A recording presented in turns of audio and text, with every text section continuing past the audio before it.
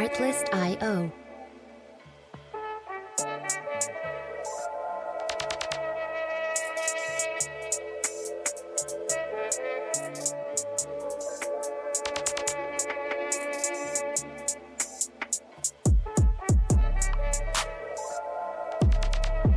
Music licensing reimagined.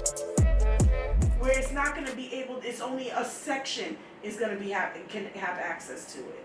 And I think that's where we also felt we've this is how we got into this this pickle, is that we've only been given to the privileged. Yeah. There's so much. There's so much. Well, let's talk about So that much concept it's of like, where does your heart lie? Where is your integrity? Let's define integrity in politics. Well, I think we started off like you said it before. What is your currency? What is currency? Mm-hmm. And that's that integrity. Mm-hmm. And what is integrity? In politics, I think integrity is serving the public. I think you have to be responsible for who is not faring well in the population that you serve, and really pinpoint areas to address those pains. That's what I think is a person that's a true public servant, and I attribute that practice with someone that is about equity and someone that has integrity, because the integrity piece comes up when who owns you, who funded you, where are your campaign donations coming from? Well, do you have special interest groups, or are you like we like to see in progressive circles, not most of the donations are below $30. That means we the people. And you look for candidates that operate like that. Or where are you targeting when you are campaigning? Or are you going into certain neighborhoods? I've canvassed so many neighborhoods of color where they're like, no one ever comes here. And I'm talking about in like all areas of color in central Westchester, areas of color in southern Westchester, areas of color in affluent parts of Westchester, where there might be, people of color. When you open up and you say, I want to target people of color in this area, often they will say, nobody ever comes here, nobody ever asks for my opinion. I think that I learned so much when I first ran. In hindsight, not during it and afterwards. I learned, if I ran again, what would I do differently? I think I would not run with somebody, even though I love the people I ran with. Not run on a slate. I wouldn't run on a slate, because when you're in a slate, there's either a 2 or 3 person vote. Like, you have to compromise. Yeah. And there's certain things like, I was like, I don't want to compromise. I personally am not a person who likes negative campaigning. I don't like it. Right. I don't think I don't think it's helpful. I think I can just focus on myself, and I can focus on my ideals and what I want to push forward, and how I see the community, my vision. That's what I think I can. If also, when it comes down to donations, it's soliciting to every person. But if somebody so wants to donate the maximum amount to my campaign, that doesn't make me. I want to be very adamant when I say that's not. I'm not here for favors, right? Because my integrity is most important to me. Right. I'm here for the people, and if you do want to donate to my campaign, then understand when I do speak, I'm speaking for the people and not a section. Right. And that's not so apparent these days. Like you yeah, I don't know where I was going with it, but that's the money in politics. The money in politics, and just where do you get your support from? It's different, and I think that's where the most important. Those are the 2 things I think if I do run again, if I choose, not necessarily where I'm at, but anywhere I go, if I do choose to get into politics again, I would do those things differently because Yeah. it does matter. Yeah, yeah. It does matter, and it says a lot about the individual and the integrity piece. Yeah. The truth. What is your truth, and what are you trying to put forth, and who are you protecting? And then when you are in the job, what are you doing? Mm-hmm. What are you doing? Like, I don't think, and this goes across any board, but I don't think that too many people are given the grace to be in their first time in a position. They're not given grace because automatically People of color. people, yeah, most importantly, Right. people of color, because and the way we talk, the way we think is different. You can't tell me anything different. We are different cultures are different cultures for a reason. Yeah. You know, I can respect how you do things versus how I would like to be respected on how I think, how I do, and how I speak, and how I am. Right? I'm not going to criticize you if you use your hands a lot, and I'm saying that you're aggressive. You're not aggressive. That's just how you talk. Right? If I decide to be, if my voice goes up, that doesn't mean that I am yelling. It just means I'm passionate. And I know when I start talking, and if I'm very passionate about a subject, I can get loud. Mm-hmm. And my tone may change, but it doesn't necessarily mean my heart does. Right. Right? It just means I'm passionate about the subject. Mm-hmm. And I want you to understand what I'm saying. Right. But we get targeted so much to say that we're not doing something right. Or we're not speaking the way we should speak. And what the hell does that look like? How should we speak? How is my tone? Should I sit here and just look pleasant? Hands on my legs crossed perfectly, back straight. Oh, I know how to do it. I'm a better belle.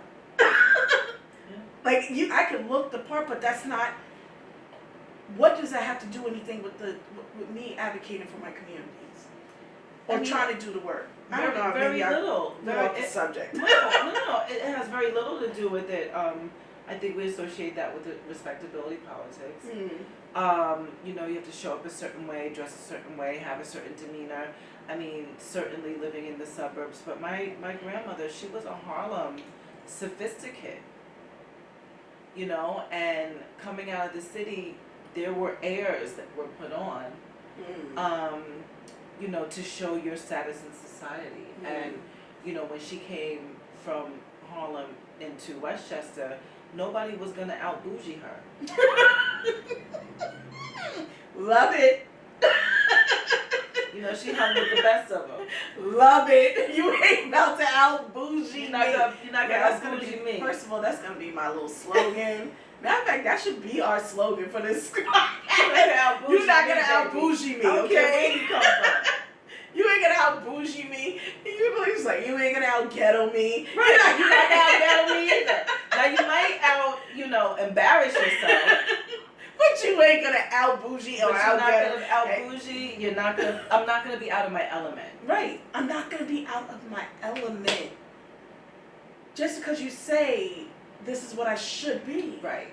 Right. And that's the respectability politics part of it because They don't respect us. What I've learned through these decades of watching Black people in leadership is our strength is in our authenticity. Mm-hmm. Our strength is in us saying, okay, your hair does that, but my hair does this, and my hair is accepted by me.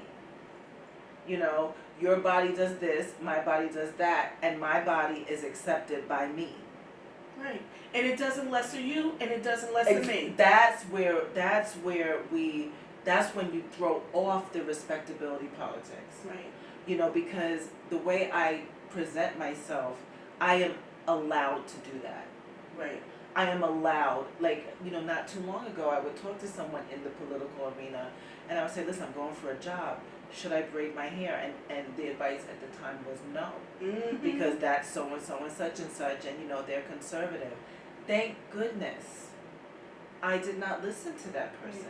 Now that person, you will see her with the same hairstyle every time you see her because that's where she is. Mm-hmm. Now for me, it's new every other day, new wig, new hair. Right? And I still teach at the institution that I teach at. Or I'll shave it out. I'll shave it all off, grow it out, wear my braids when it comes down to the grow out. This is where we at. But it's just being you. It's just or being wearing you. the colors that you wear. It has nothing to do with what I bring to the table. It has nothing to do with my intellect. It has nothing to do with the fact that I can school you on a bevy of topics. Right. It has nothing to do with the fact that it's based in scholarship Right. and research. I can show up the way I want. Lived experience too. My lived experience, which is my expertise. Yes. And then, really just understanding that education does not always determine who is the expert in the room, As we stated before. and getting out of that respectability politics that a person you should listen to and follow looks and sounds like thus. Right. Or this person, based upon what they look or sound like, is the one that can advocate for you. Or that there's only one person that can, and they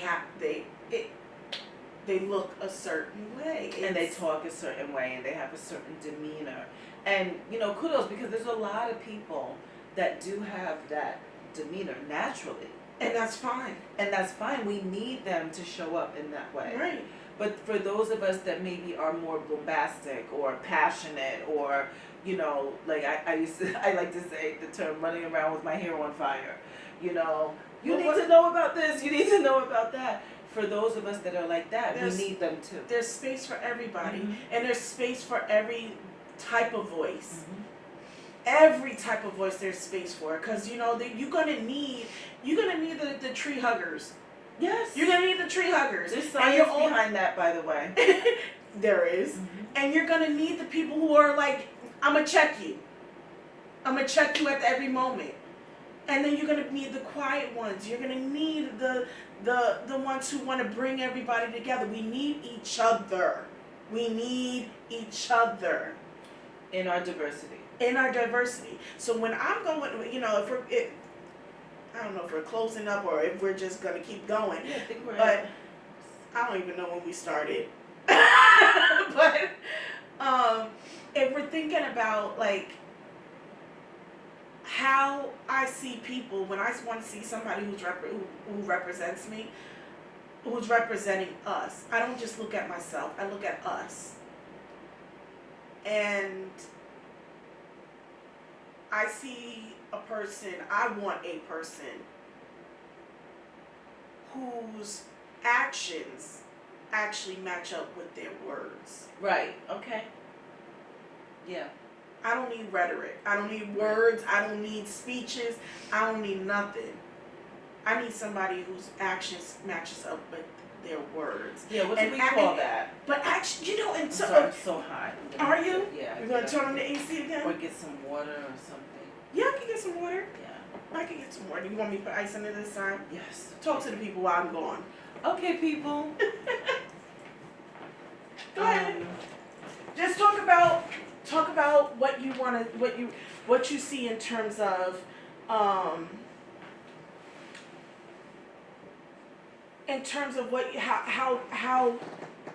you see what people are literally saying, this is the best person for this job based upon words and actions. Because that's where I was going. I think that is part of the black plight right now. Who's appropriate for what, and we're seeing a lot of status quo practices based on age and based on predictability. So if there's someone that people and this is just regular human behavior, this is just regular groupthink, people will let in other people that they're comfortable with. And when you're looking at people that uphold systems of oppression, they're going to let in people that they feel like will also do the same. They're not necessarily going to make room for system disruptive people that are looking for equity. So, you know, you will see, speaking of the black plight, you will see black people, as we said before, that are holding up status quo, that are practicing inertia. So they're not really looking for anything to change. You know, so they're going to be inert in their policy. The policies are not going to rock the boat. They're not looking for any groundbreaking anything. And that holds the status of the plight of black people in an oppressive place. Cool. Thank you. I mean, I know we'll get into another time of why we have been stuck in the same places, you know, for a very long time. Mm-hmm. But I feel that we can't afford to look the other way, or we can't afford to be okay with status quo or just with wait our turn. Yeah. I think this wait our turn of moments or have left us suppressed, oppressed, still struggling, still trying to find, and we allow people to dictate our future. We allow people to dictate our present and our past, to tell us what we haven't experienced or what we should get over, or what is truly for us, what is helping us in space, like, or just what we experience. I can't take other people telling other people what they've experienced when I'm literally saying your foot is on my neck and you tell me it's not. Like, I think we have to wake up and just say, like, and be okay with, you ain't it. You're not the one representing me. You're not, like, I'm not going to just sit here and be okay with just enough, because I deserve everything. Yeah, especially according to my capabilities and my talents, you know. That's why representation really does matter. You need a representative that wants to expand the table, that wants to bring more people in, that does not want people to experience negative outcomes because you're in control. Right. So, you know, you really want people that are in control, where you see people are actually experiencing positive outcomes because of your leadership. That's why I don't vote for everybody that's whatever identity. Like, I don't vote for every woman. I don't vote for every black person. Right. I don't vote for every, you know, person in my generation, which is Generation X. Like, I really want to see what their policies are, what their issues are. Are they willing to forward the conversation, which is what I consider progressive. And even then, and also not just the policies that they care about, but also what their track record has been. Meaning that, what did they, you know, and it's sensitive about, like, what did they vote on, because some people can vote on something that, like, there's something in policies where, again, we talk about the fine line, right? That is just like, nah, that's really this. There could be a whole bunch of fluff in a policy or a law, and then that one line would literally take out the whole. It will just. It would destroy. It would just change the whole intent, just based upon that one line. That's what happened to Obamacare, right? Mm-hmm. So, but there were 580 lines that were changed or something like that. Yeah. Right. So it, like, and I don't ever say, but it's just about, what are you caring about? And also, I know I'm rambling. No, you're not. But when you think about a person's track record, is it necessarily their track record or the people who are surrounded around them? It's always both. I've been a staffer for an elected official, and we could never take credit for, like, the work that we actually did, because you do it on behalf of the member. Yeah, no.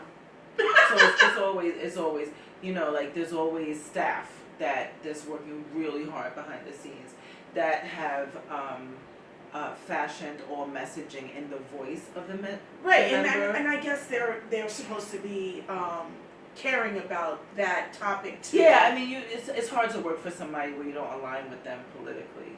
Yeah, but there are some people who do. So let's not even forget about those people who literally align themselves just to have a job or just to, get somewhere, and also stay in spaces that. More often than not, that it's because they believe in what the person that they work Okay. for believes in. Okay, Mm-hmm. I can see that. We see it play out, like, there might be somebody who's no longer in office and their staff are like doing whatever they're doing, but they're kind of operating in the same way that person would have operated in. Right. Okay. But yeah, as far as the representation, I think it's really important because you need someone that is going to further. Right. If you're a progressive, this is not for everybody. This is not for everybody. No, we're trying to make somebody. Nor are we trying, right. We're not. That's not our purpose. Right. I do not consider myself a progressive because my policy positions predated progressivism. Because as a black woman, I always want systems disrupted because they don't center us. Mm-hmm. So if you want the dial to move further forward, that has to be practiced in your policy. Yeah. If you want things to stay the same, then you're holding the line. You don't want progress. But understanding that progress, any type of progress, as a people, we have to change. It's just part of evolution, and you can see that people don't want to. But I consider myself at this point, because I've traveled a lot, and I like to be a world traveler. But if you travel, you get to see how other people progress. Yes. And how people accept change, and when they do, what does that look like? Yes. And being here, I see change, but I'm like, there could be so much more. And you can have change and still have that baseline infrastructure integrity, but accepting that we have to move forward. But that does not stop my work, and it definitely does not deplete my worth. No. And what are your self-care practices? My self-care practices, I love to steam. I do a lot of vaginal steaming. Yes. My steam and team sessions, Oh, I do yes. love to do that. I love to listen to music. Yeah. I love to eat. Love to eat. I love music. I love art. I love culture. I love travel. I love to travel and see. I like to do all those holistic, caring things like sound baths and Yes. every now and a massage, but checking myself because we have those those surface type of self-care, the massage, the bath, and those are all medicinal. Yeah. But it's the checking of the self that is most important to me. Checking in, making sure that what am I putting out, what am I taking in, what is mine and what is not. And then say, okay, Leilani, how are we going to adjust? Because am I always right? No. Right. Am I always right? No. Right. Am I always doing the right thing and forgiving myself when I do slip up? That's a part of self-love. It's that forgiveness part. Mm-hmm. And accepting. I accept myself with full grace and full love. Because I know me. Right. I know me and I learned me. Yeah. And I was able to also, and I do also grief work. I do grief work. Important. Very important. I've learned to allow a part of myself to die in order for me to change and emerge into this beauty that I am. So I've done that work, and I'm still doing the work. Very important. What is your self-love? I like that I'm gonna pick up where you ended with the like acceptance of yourself, but also being very clear about who you are and what you do and why you do what you do. And the way I get there is through like mindfulness, so breathing exercises. I don't always respond right away. Some people get very annoyed. Sometimes I'll take some time to really think before I make a response. Sometimes it's days, because sometimes when my emotions are triggered, or I'm about to dysregulate and tell somebody off or get into a fight, or you know what I mean, real situation, this is real, or not want to go outside, maybe that's a dysregulation. So before I go there, I say, what am I feeling about this thing? What is the emotion? Right. And then why are you feeling that way? These are my practices. Right. And that might take weeks sometimes. And that's okay. Right. Okay, what am I feeling like that? I definitely don't like that person. I definitely don't like what was said. But what am I actually feeling? Is it anger? Is it betrayal? Is it sadness? And these are like secondary emotions, right? Yeah. Because usually, but they should be at the forefront, because when we don't know how to address those things, we then lash. We then dysregulate. Yeah. And then we end up doing things that we will end up regretting in the long Right. run, or hurting us in our progression. So we have to pay or attention. politically. Yeah. Yeah. Oh, so we've seen that play out in many spaces where people, you can't handle the truth. I want to talk.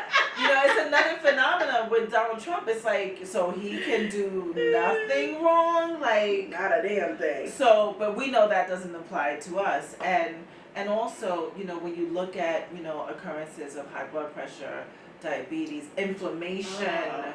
Arthritis, and do you even know autoimmune diseases. Do you even know what that feels like in your body? That's another topic for another day. So with my breathing, I'm able to say, okay, this part of my body is holding something. So I'm learning, how to release emotions that are trapped in your body, but it has to take some slowing down. It does. And that's what the breathing helps The rest. me with. The rest, walks, journaling. Talking to like-minded people. There are people that can drain my energy so bad that I know I'm not taking care of myself by being in their presence. Yeah. So like right now, this political climate, I'm like, don't even stand next to me.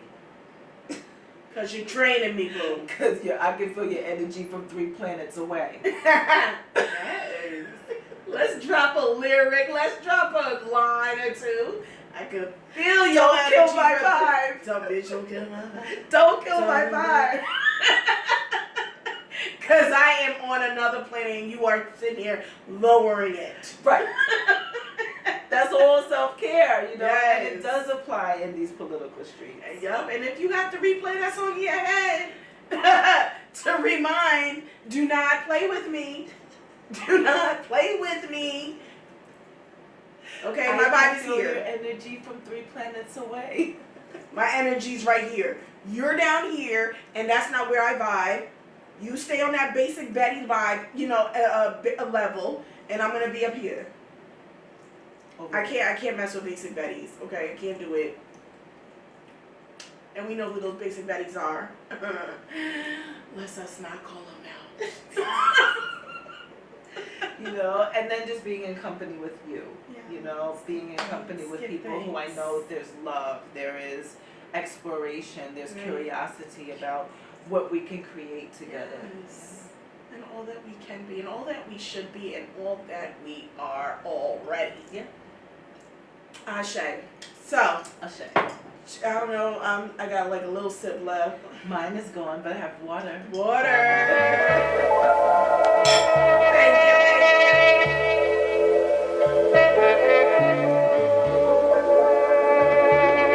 Artlist.io